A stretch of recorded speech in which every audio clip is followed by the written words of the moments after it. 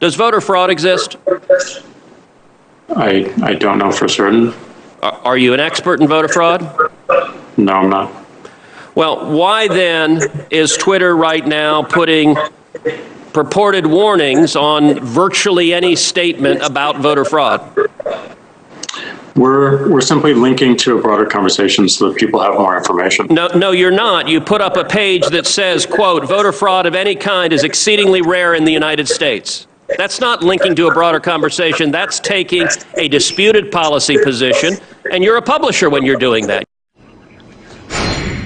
Okay, let's welcome Republican Senator from Texas. He is Senator Ted Cruz. Senator, it's great to welcome you to the show. You're out with a new book, One Vote Away, How a Single Supreme Court Seat Can Change History. Okay, you have been leading the charge over conservative censorship and the controversy there. What was your take on their performance today of Jack Dorsey and Mark Zuckerberg? I mean, Jack Dorsey and Zuckerberg, they're denying censorship. Senator Blumenthal says they're not going far enough to stop conservative misinformation. What's your reaction to all of that?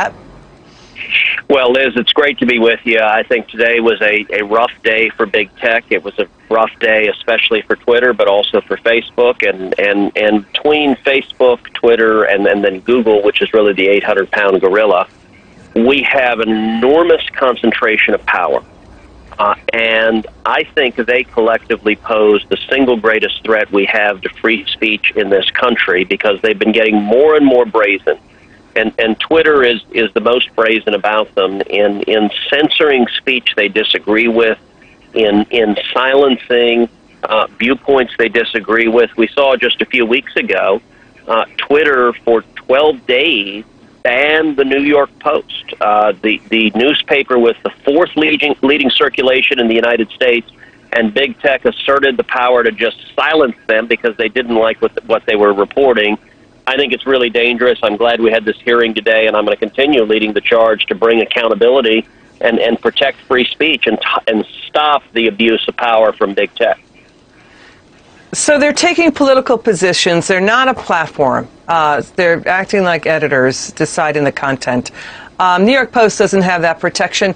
So Jason Chaffetz said the FTC could move against them because this is unfair trade practices. Are they going to lose their legal liability shield from these lawsuits over third-party content? What's happening? What's the advancement on that front? Well, I hope so. And let me step back for a second.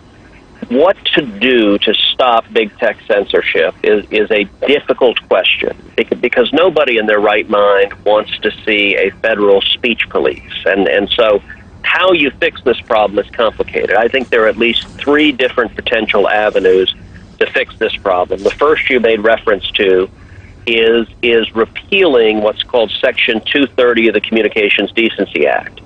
Section 230 is a special immunity from liability that Congress gave big tech that nobody else has. It's a subsidy to big tech. And the reason Congress gave it over 20 years ago was because Congress believed at the time tech would be neutral, would be a public forum, essentially a fair marketplace of ideas. Big tech isn't pretending to do that anymore. Now they're openly censoring. They shouldn't get a special immunity from liability. Secondly, we can and should use the antitrust laws. Under any measure, big tech is bigger, more powerful, has larger market caps than AT&T was when it was broken up. Under the antitrust laws, it's bigger and more powerful than Standard Oil was when it was broken up under the antitrust laws, and that includes the FTC using Section 5 authority for deceptive conduct. The third avenue is focusing directly on consumer deception and breaking the promise to consumers. And stated very simply, when you sign up for social media, the promise they make to you is if you follow someone, you're going to see what they have to say. And if someone follows you, they're going to see what you have to say. Big tech is breaking that promise every day. If they don't like your views, they silence you, they shadow ban you, and I think we ought to pursue all three of them. I will say, though, today's Democrats don't want to pursue any of them. Instead, they're viewing their roles as protectors of big tech and wanting big tech to censor even more, not less.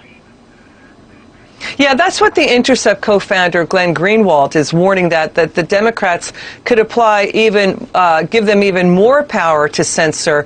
Let's show what Glenn Greenwald tweeted about so I can just show the viewer what he's saying. He's saying that Democrats could give them more power, more than ever. And President Obama even talked about, how do you regulate these guys? He's saying that, they could start censoring their adversaries, people who disagree with them, as national security threats, as fascist terrorists, that's a direct quote, and, to basically justify, shutting the other side's conversations down. He's saying CNN, NBC, The Atlantic, they sold the country on the Iraq War, Russia collusion, and now we're going to get even more twisted disinformation coming out of Twitter, the more power you give them. Your reaction to Glenn Greenwald there?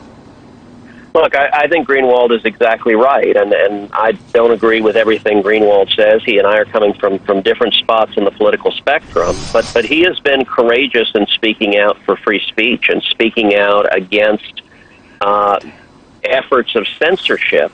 And, there used to be a time in the Democratic Party where you would have defenders of free speech, you'd have defenders of a free media. Today's Democratic Party doesn't do that. One of the most chilling aspects of today's hearing in the Judiciary Committee was Senate Democrat after Senate Democrat. Their questions were essentially, and you mentioned Senator Blumenthal, he was one of the more aggressive on this. Their questions were, why don't you censor more? Why do you allow these views we don't like to be heard or to exist? I think that is really, really dangerous, and I do think you're going to see the abuses of power get worse in coming years, with aided and abetted by Democrats that want to silence someone who disagreed. And what's also interesting, the other thing that's happening is Twitter allowed a tweet, for example. Twitter's allowing tweets from Antifa-connected groups, in which one tweet from the Pacific Northwest Youth Liberation Front, they were praising and applauding an alleged firebombing attempt of a cop's car outside his home. This cop lived outside Portland, Oregon. They were tweeting, wow, this is so cool. And, social media is allowing, we're not doing enough to stop the personal home addresses and personal information of police officers in, cities like Seattle and Portland. These guys are getting docs, and they're also getting, vandalized, seeing their homes, and they're being harassed at their own homes. So that's going on too, Senator. Your final word? Well, I think Twitter is very biased in what it allows and what it doesn't. Twitter also allows the Ayatollah Khamenei, the so-called supreme leader of Iran, to tweet to treat anti-Semitic attacks on Israel, but at the same time, Twitter censors the President of the United States. They are operating like the political arm, and I don't think we should be censoring anybody. I think we should let free speech. I don't want to censor the Democrats. I want to protect everyone's right to free speech and a free and fair election. Got it. Thank you, Senator Ted Cruz. Good to see you.